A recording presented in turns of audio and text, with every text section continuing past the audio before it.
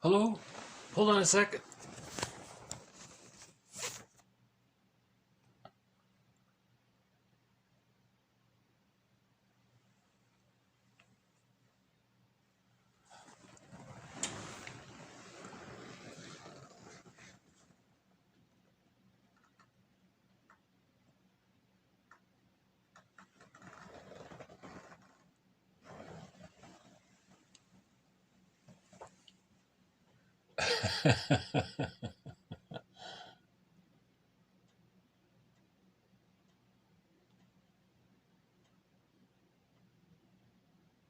And there he goes. Okay. Off into the sun. So nice to see the blue jays. Maybe we'll see some of the crows as well later on. Hello again. My name is Marcus. I'm the compiler of a collection of therapy quotes entitled Psychoanalytic Self-Awareness Quotes. This is TQ 600 to 610. Therapy quote number 600. To retain undisturbed an ideal image of the mother in consciousness, the infant's ego deals with the pain of rejection by repressing the whole image of the unsatisfying object into unconsciousness. There, the rejected object is further sorted into two categories. One, the rejecting object, and two, the exciting object. However, an internal object cannot be split off and repressed by itself. The part of the ego that has to relate to the painful object has to be split off with the object along with the affect that characterizes this painful relationship. In the case of the exciting object relationship, the affects are ones of craving and painful longing. So immediately the song Constant Craving comes to mind. You know that TV show Glee, they did a very good version of that song, Constant Craving, right? So the theory here, so these authors are quoting Fairbairn. So the theory is that in the very beginning, the baby creates two images of his mother, a satisfying image of her and an unsatisfying image of her. Because no mother can perfectly replicate the warmth, comfort, security, attunement as the baby experienced while in the womb. Okay. And remember, babies come out of the womb too early, and an extended womb is needed from birth to 6 months. So to deal with the frustration that the mother can't perfectly meet his needs, the baby temporarily creates two images of her, the satisfying other and the unsatisfying other. Fairbairn says that this unsatisfying part representation of the other further splits into two subparts called the rejecting part and the enticing part. Because from the baby's point of view, if the baby's needs were about to get met, or he thought his needs were going to get met, there was like a promise there, and then mother didn't meet the needs, he felt rejected, right? So from the baby's point of view, he was happy that his needs were about to get met, and then they didn't get met. So that's the exciting and the rejecting part, you know. And he's saying here that, again, quoting Fairbairn, these different part images of the other, the satisfying part, okay, the unsatisfying part, which subdivides into the rejecting part and the exciting part. Each of these parts have like a little mind of their own. Okay, these little minds come from the child's ego. So a previous video was called Splitting of the Ego. So part of the child's consciousness becomes split off into the unconscious and relate to these different parts. So now you have this whole inner world of characters, you know, and that's what myths and fairy tales are for, to describe this inner world. Myths and fairy tales are true on the inside, not on the outside. They're true on the inside. They're meant to describe this inner world, right? So in that early phase, when the child temporarily creates this split images of the mother, right? So there's the all good, satisfying mother. Now remember, these images are very dramatic because the baby is so small compared to the giantess in the nursery. Okay, so from the baby's point of view, the mother's like a giant. So if the giant's loving, then now she's like a all divine goddess, right? If the mother is frustrating, she's like a terrible, frightening animal or demon or something. So the splitting images are quite dramatic. But by the age of 6 months, okay, the splits come together.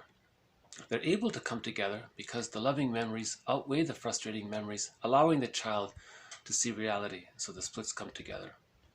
Right? If the frustrating memories outweigh the satisfying memories, the splits don't get a chance to come together. And that's a developmental arrest. And the splitting is still there. Okay. Splitting precludes love and gratitude because you need to heal, the child has to heal the splits to then differentiate himself from the other. That's when love and gratitude enter the psychological picture at 6 months approximately. Right. So just briefly, in a secure attachment style, the satisfying memories outweigh the frustrating memories. Then these temporary splits, images that the baby temporarily creates to deal with the anxiety of the mother not being perfect, it's okay. They come together, the baby gets it, the mother's a person, and the baby sees that the mother treats the baby like a person, a little person. So there's mutuality there. So love and gratitude already, there's mutuality there, right? And then that's at 6 months, the stage of differentiation. And then from 6 months to the age of 36 months, all of the satisfying memories then become a part of the child's psychic structure, okay, called the holding interject or the internalized good object. Now the child has enough inner security, his life force can now cathect to himself, and that's called the psychological birth. And then at that point he has access to the real self and the capacities of the real self, as described by Masterson. Right? So the psychological birth happens at 3. So we need that symbiotic egg, that extended womb. Okay, so that just as the physical womb is important for the biological birth, the extended womb, the psychological womb, is important for the psychological birth. If something goes foul in the psychological womb from birth to 6 months, where the frustrating memories outweigh the satisfying memories, the splitting is still there. That's where all the greed, hate, envy, schadenfreude, and so on is, okay? Because love and gratitude didn't get a chance to enter the psychological picture. Right. TQ 605 talks about greed. Let's jump to TQ 605. Envy, a fixation held in place by the workings of hidden shame dynamics, a manifestation of splitting. Healing involves the resolution of splitting. Okay, so normally with a secure attachment style, the splitting gets resolved. The splits come together to form a whole representation of self and other. When there's a developmental trauma and the splitting is still there, that's where all the greed, hate, and envy come from, and the schadenfreude. Because it's developmental trauma. He's stuck there, so to speak. So this can lead to the narcissistic pattern or the hostile provocative insecure attachment style, and some forms of the schizoid pattern come from there as well, according to some. And so he's saying here, healing involves the resolution of splitting. Healing involves the resolution of splitting. It's meant to occur naturally by the age of 3 with a secure attachment style. So the therapeutic process is to heal the splits. Right. But to heal the splits, you have to face that unconscious ambivalence. So again, 605, that's a tough quota, envy. Because first, the theory is because the baby's image of the mother in the very beginning is not the mother, it's the breast, right? And the baby's understanding of the breast is that it is a, quote, inexhaustible flow of goodness. So that's what he's looking for, right? He didn't get enough of that. So that's his image of what he's looking for. And he didn't get it with the splits. Now later on, okay, he's chasing the love that he didn't get. Okay, but as the repetition compulsion gone awry,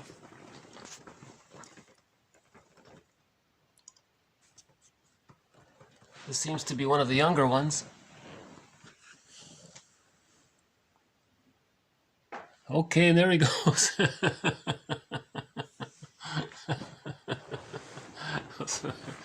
Very quick in one swoop and one motion. He took the snack and flew off. Right. Those beautiful birds, huh? So when there's a trauma, okay, the psyche, the theory is the person, it's painful, so the person wants to master it. So to master it, he's going to repeat the scenario. What is he repeating? He wants to master the trauma of not getting the love he didn't get. So how does he do that? He's going to be greedy to get what he didn't get. But after the age of 5, it goes awry. It can't happen, right? So he's going to repeat trying to get the love in. But it can't be done. See, when you repeat, you don't remember. And you're just like Sisyphus, you're just repeating it. Like the burglars, Edmund Burglar has this metaphor. Trauma gets recorded on a record, and the person just keeps playing this record over and over again. It doesn't, so he can be greedy all he wants. He's just, oh, hold on. Wow, look at that. See, once in a blue moon, all the baby crows pay a visit. Well, that's nice. I haven't seen them in a while.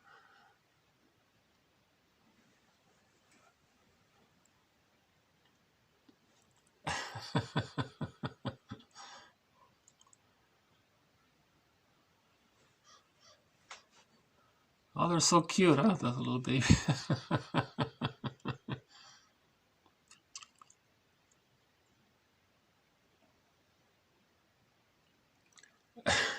Some more.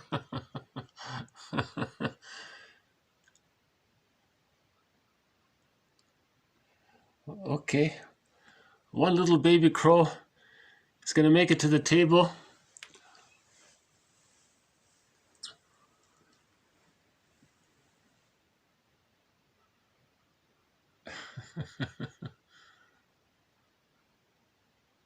Oh.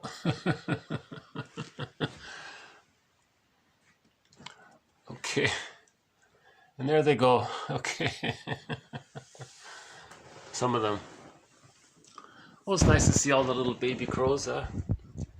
Future symbols of spiritual, keepers of spiritual laws and symbols of psychology, psychological understanding. Apparently, in one native traditional indigenous culture, the crow is the symbol of spiritual knowledge or psychological knowledge. I'm not sure. I have to look into it.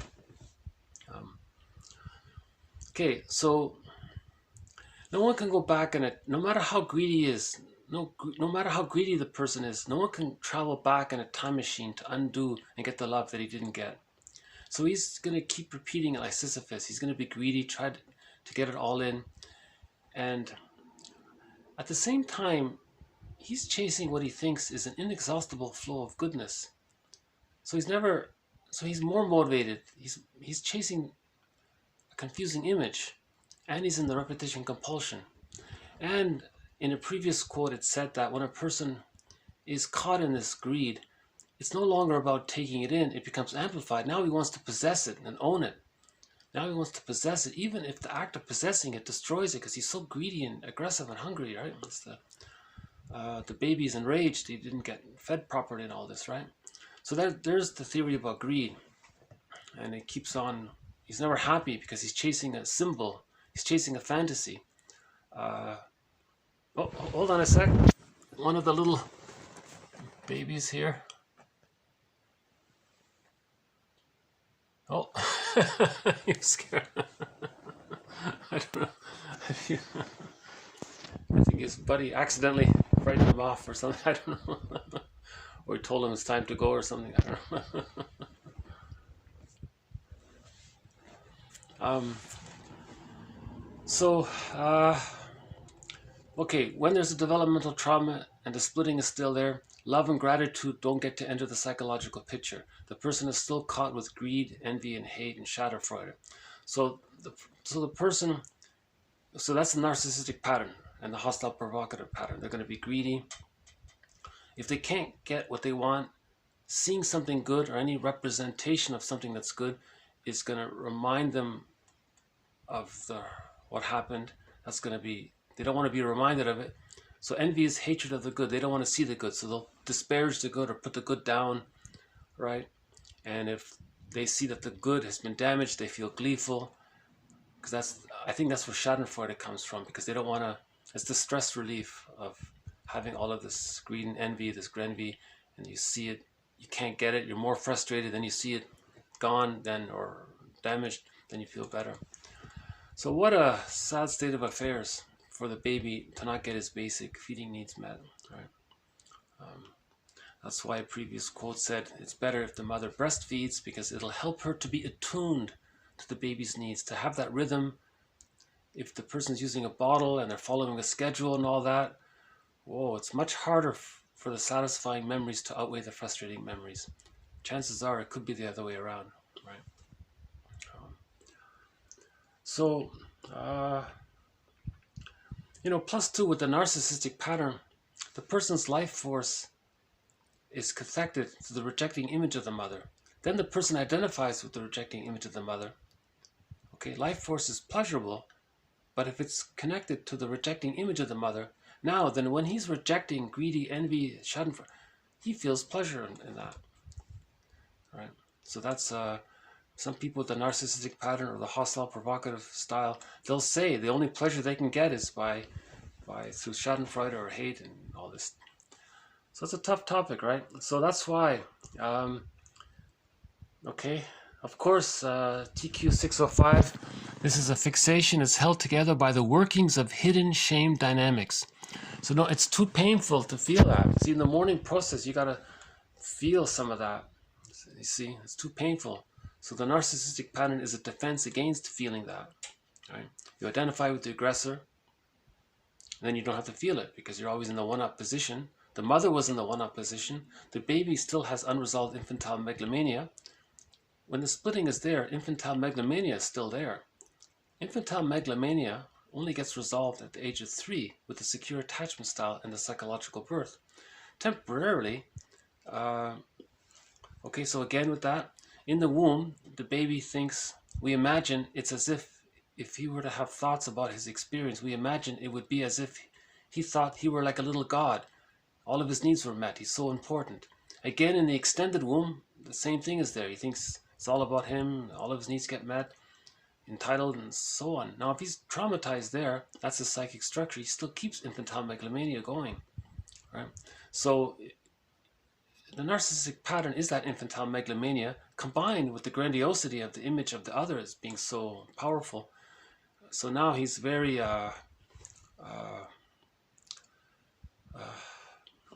okay, again, that's the narcissistic pattern or the hostile provocative pattern, right? So we had that quote before, cynicism gratifies infantile megalomania.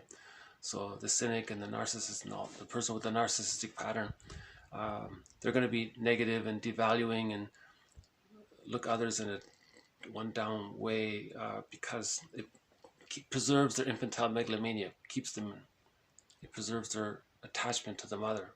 So they're loyal to the mother so much they've become her and they think that's him, right? So they're fused there, you see. So healing is, you heal the splits, then you can differentiate and find yourself, you know. Okay, yeah, TQ 607 says narcissism can be solved. Narcissism, a structure of binary opposition, it can be analyzed and overcome. Masterson, would say to a client with a narcissistic pattern, it's very painful for you to focus on yourself, to feel that hidden shame, right? It's very painful. So what you do to soothe yourself is you become cynical and put others and disparage others to make yourself important, to preserve your loyalty to the rejecting image of the mother whom you've identified to be yourself now, something like that. So, but it can be healed through awareness. If the person with the narcissistic pattern can see that what he's doing is a replication of what his mother did to him, and he's doing it to others because he wants to communicate what his mother did to him, that can be a starting point towards healing the narcissistic pattern. Okay, TQ 606. Show the client that he's defending himself against perceiving in himself and in others actions and affective states that are painful to him in some way. So similar idea, right? Something's painful, you don't want to be aware of it. So what you do to manage this pain or keep it repressed and denied because it's too painful, you do such and such. Show the client that he is defending himself against perceiving in himself feelings that are too painful for him. Right? So Masterson would say, it's so painful for you to talk about this topic. So what you do is whatever. Okay, a little bit on splitting and narcissism, and it's a difficult topic. Let's move on to TQ 601. And so it is no surprise to find, as Bowen did, that individuals in a marriage tend to be at a similar developmental level of maturity. So a person with a secure attachment style wants to marry somebody with a secure attachment style so that their marriage can become like fine wine. Right? It's unlikely that a person with a secure attachment style will be interested in a person with an insecure attachment style because they're still in battle with their mother and they're projecting the mother onto the partner, or they're projecting their wounded inner child onto the other, and they're going to do to the other what was done to them. The person's confused. Why are you doing all this? We're in the present now. You're still in this emotional conflict with your parents still.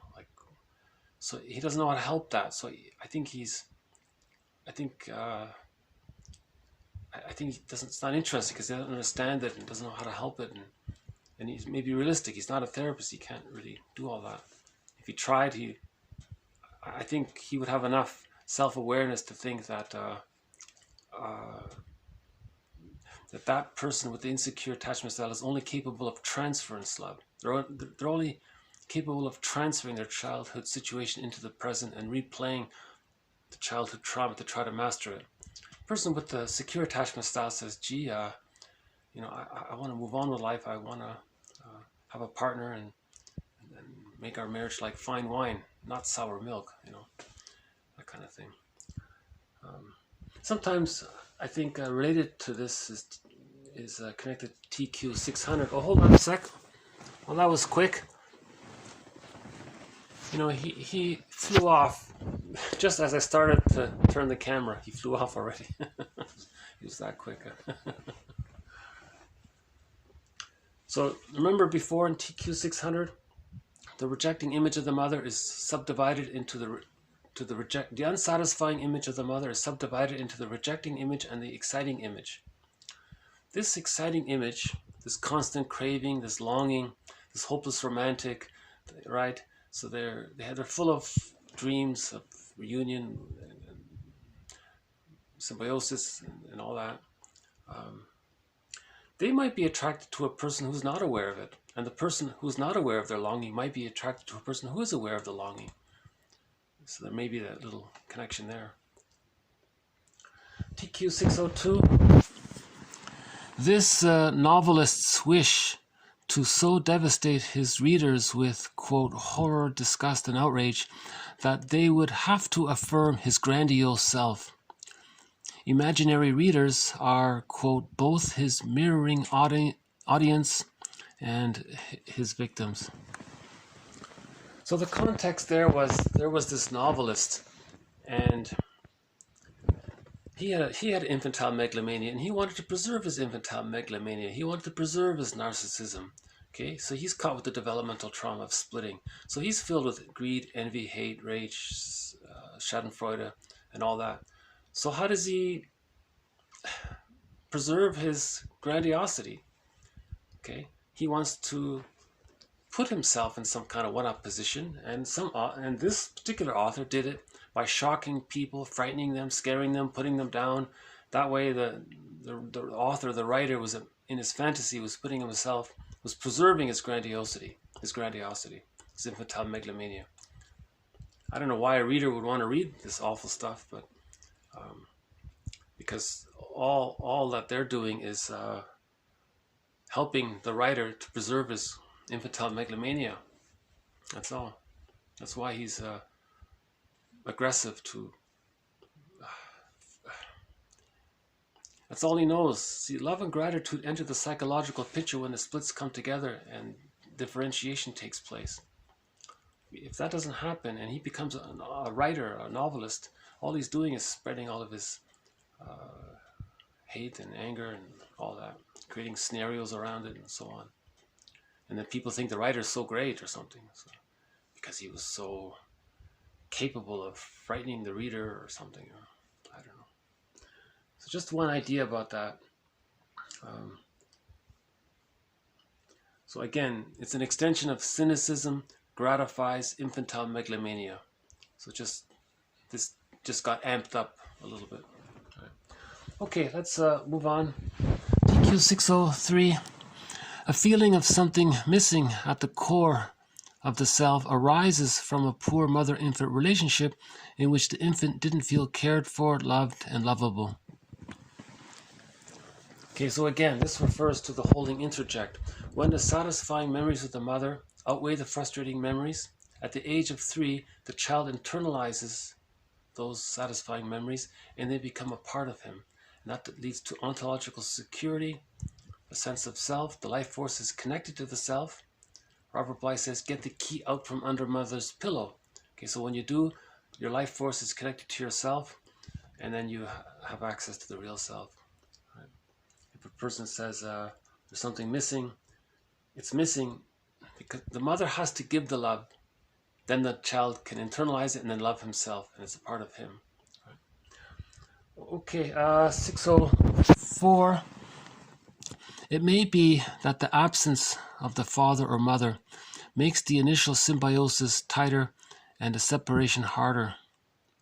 In addition, there is the outright absence of the image of the parents as a pair.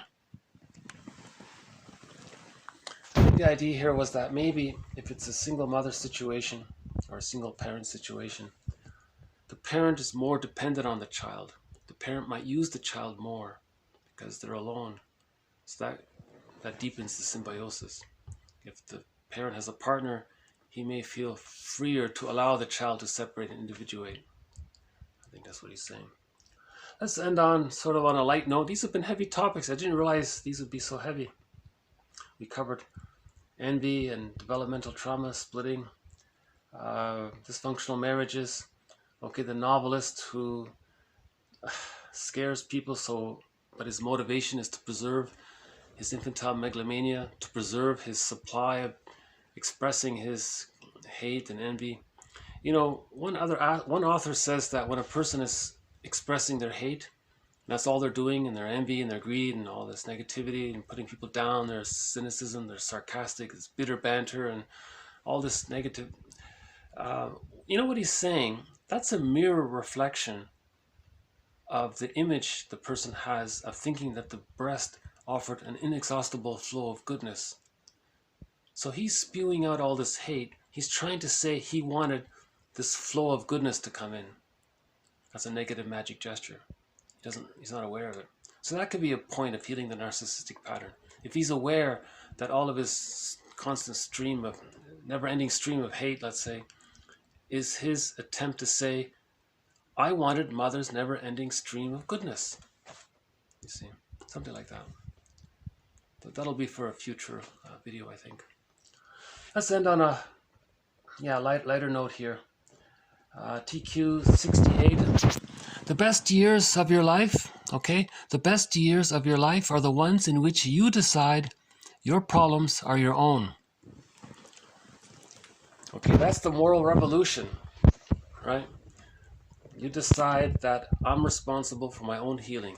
The person says to himself, okay, it's not my fault what happened, but I'm responsible for my own healing. No one else can heal me. I can't. There's no point in battling it out with the mother all my life in some symbolic form, you know. So the willingness to be happy and forgiveness are the same, someone said. So you want to get to that point where you realize the developmental trauma is like Sisyphus,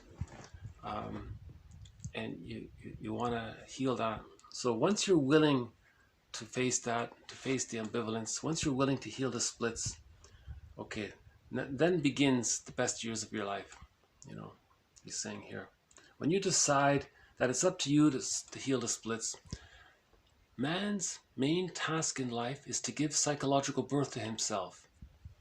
Again, man's main task is to give psychological birth to himself.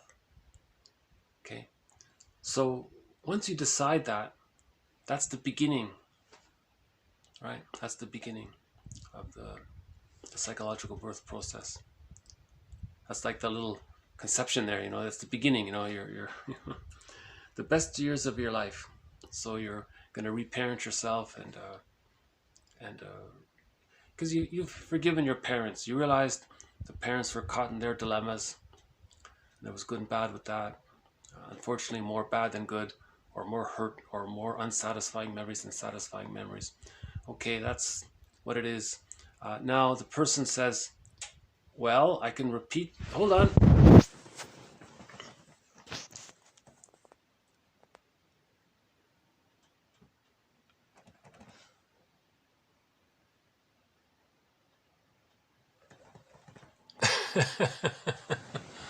And there he goes. Okay.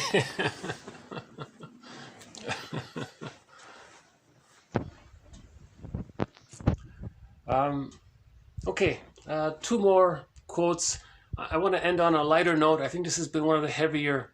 I feel like this has been one of the more heavier videos. I apologize. Let's see if by the end we can lighten it up a little bit. TQ 609.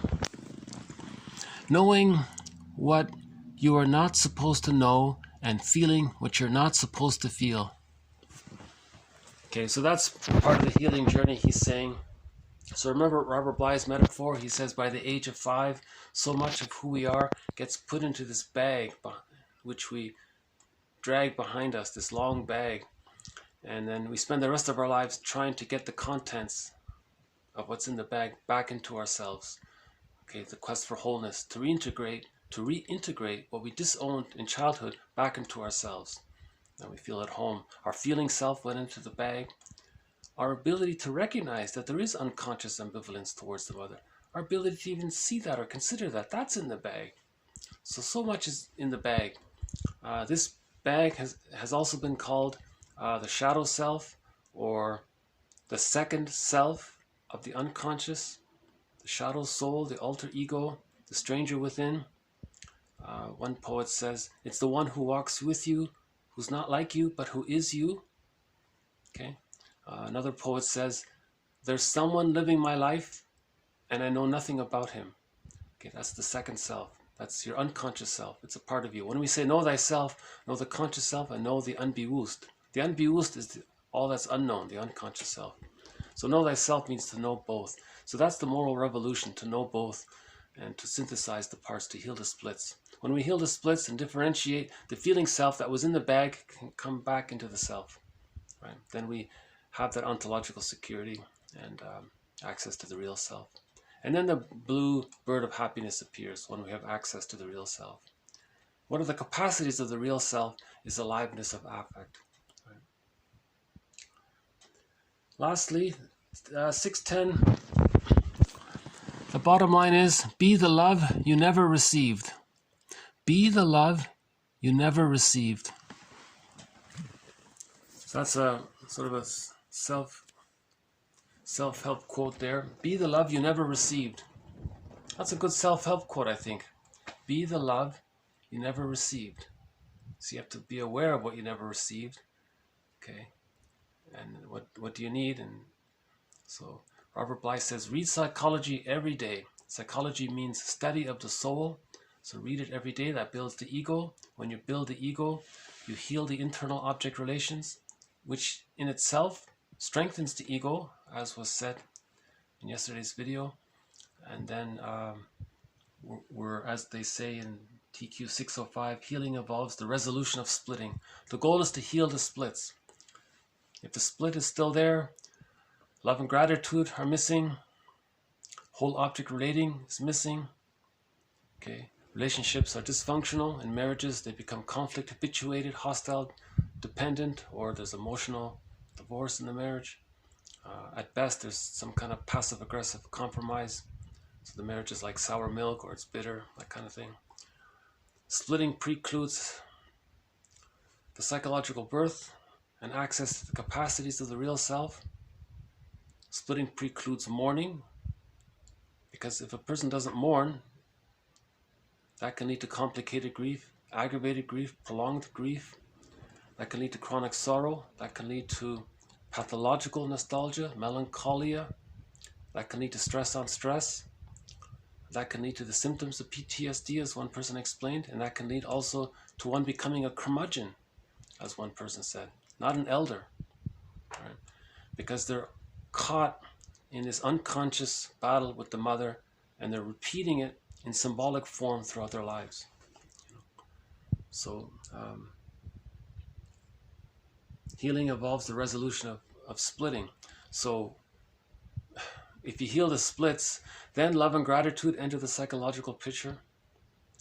Okay, and then you can then feel that if you love someone and something wrong happened, you feel badly. You can, and you want to repair the relationship. So, see, when you're splitting, you don't feel responsible or guilty, because it's compartmentalized.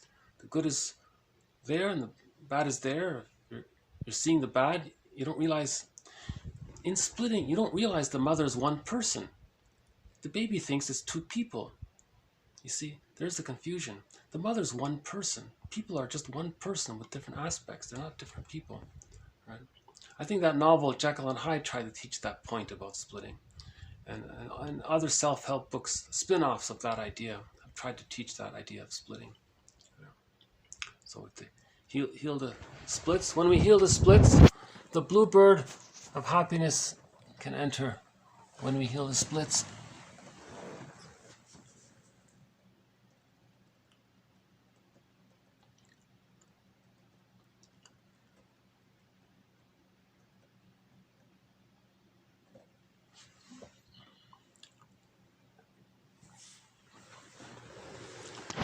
Like a bird on a wire. So there he is. Okay.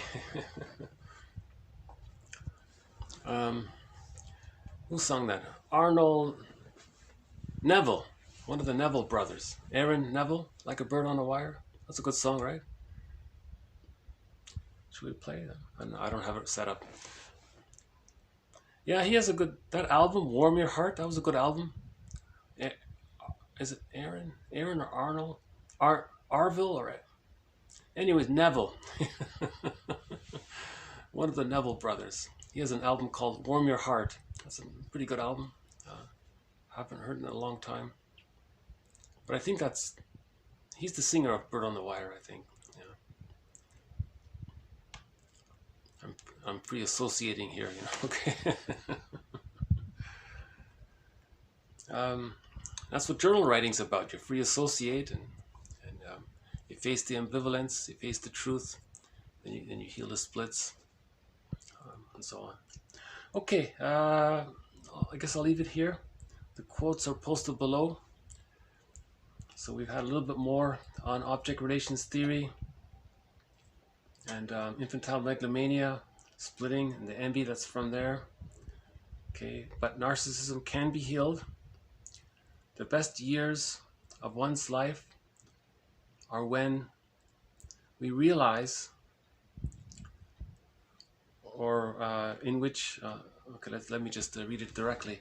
The best years of your life are the ones in which you decide that your problems are your own. So you're taking responsibility for your own healing. That begins the best years of your life, because now you have a real hope. You have a connection to yourself. You have a relationship to yourself. One quote said, yeah, Sanford, John A. Sanford, the psychologist one, he said, when you have a relationship to yourself, that already you're healing, because your inner child sees that you're looking at him or her, and you're healing that way. You're having a relationship with yourself. Okay, so you decide to heal yourself. That act is healing. Okay, part of that is to know what you're not supposed to know. That's what's in the bag. To feel what you're not supposed to feel. Okay, that's in the bag. Your knowledge and your feelings are in the bag. Be the love you never received. Be the love you never received.